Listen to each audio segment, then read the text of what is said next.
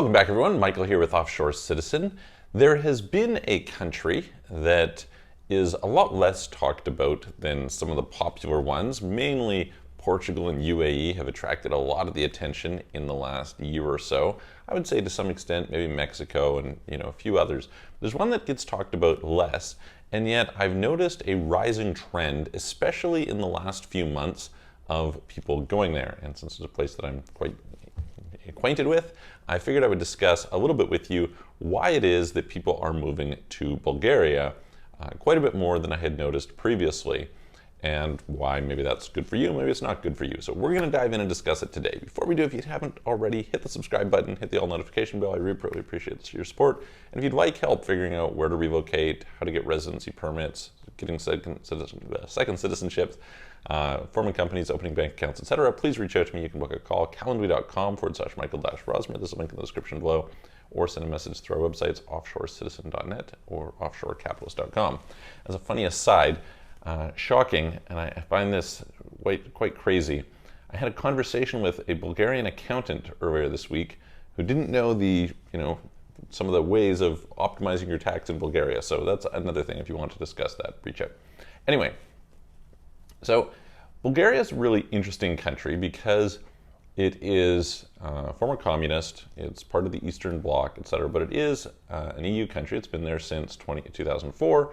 It is not a Schengen country, so there's that drawback. We've had quite a few people. I did a previous video talking about how for UK citizens, they could still actually get in under an Article 50 residency permit before the end of the year, which is not normally available. So we've had a number of people who have been going to take advantage of that. That's very cool.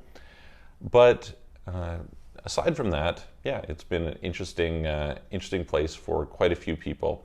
Mostly, I would say, from Western Europe, so places like Germany, France, etc. However, also from other parts of the world as well. Now, quick little piece of background. I've done some videos previously talking about the process of getting residency in Bulgaria, and some people will describe it as somewhat grueling. It's not actually that bad once you know how the process works, you know what documents to get, etc. If you don't have somebody to guide you through it, yeah, okay, it's a little bit of figuring out, etc. But it's not too bad. This being said, for anyone from the EU, it's super easy. So it doesn't matter that it's not a Schengen country. For anyone in the EU, they have the right to go and live in Bulgaria, and it's a super easy, quick, streamlined process. And that probably is one of the reasons why people from the EU are moving there. But I think the bigger reason that we're seeing this is freedom, which is kind of ironic. I've noticed this in general. Like, I'm here in Dubai, and I would say I feel far freer in Dubai at the moment than in some place like Canada, which is, on paper, it's supposed to be the opposite, right? But much greater sense of freedom. And I would say, in general, some place like Bulgaria is much more free in spite of its background than much of Western Europe and Northern Europe, etc. So that's quite interesting, and that's been very attractive to a lot of people. Especially along this line, of course, is the subject of vaccines. So for those who aren't familiar, Bulgaria is the lowest vaccination rate in the EU. It is second lowest in Europe broadly. The only one that's lower by a slight amount is Bosnia, which is another place that people don't talk too much about, so I'll maybe do some videos on that in the future. But, Bulgaria is kind of known for, I think it's like, I heard the stat, 55% of Bulgarian doctors are vaccine hesitant or something. People buy fake vaccine certificates there. They do all kinds of different things. And so this has been, this kind of this backlash against it. I think the reason is when you go to Eastern European countries, again, you'll look at this, looking at vaccination rates, as I was scrolling through, just kind of doing some research. Even Georgia, which actually was quite restricted under kind of the last year and a half or so, the vaccination rates are quite low.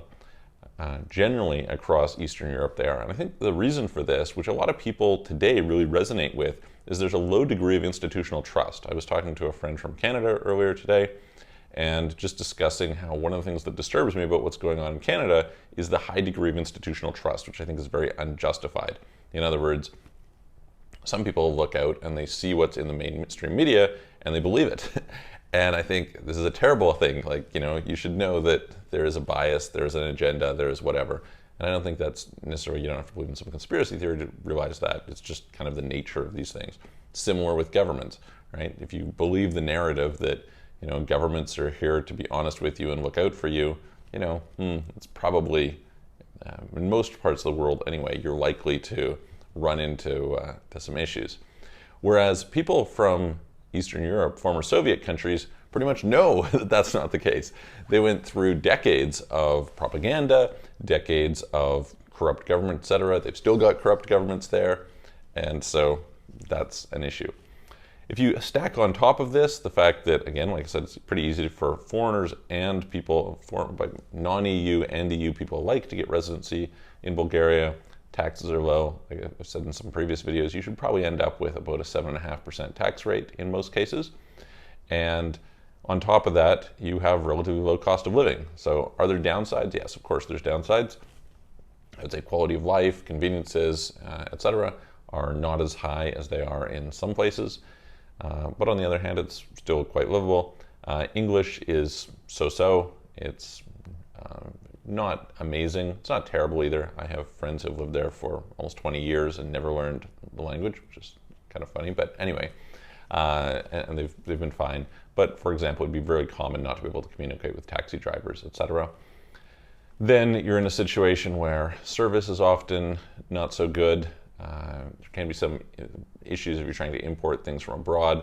The customs, etc., doesn't necessarily work that well. So there are some downsides, but there's, for a lot of people, many upsides. And especially I think when I have more and more people coming to me saying, hey, where can I go that I'm not going to have some of the things that I'm getting in terms of restrictions in Western countries, this is seen as a place that is attractive. Now, of course, the question here is, all right, you can maintain that position for a period of time, but if the rest of the EU gangs up on you, then what, right? How does that play out? So it's hard to say where that goes. But I do think it's an interesting place to look at. It's a place that is maybe underappreciated in certain regards. Like I said, if you can have low cost of living, you can have favorable taxes. Some people really find they like it's a country that has quite a bit of nature, etc.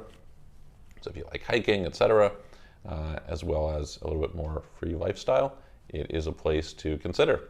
So yeah, with that in mind, let me know what you think. Put it in the comments below. If you have questions, again, put them there as well. And I'm going to look forward to seeing you on the next video.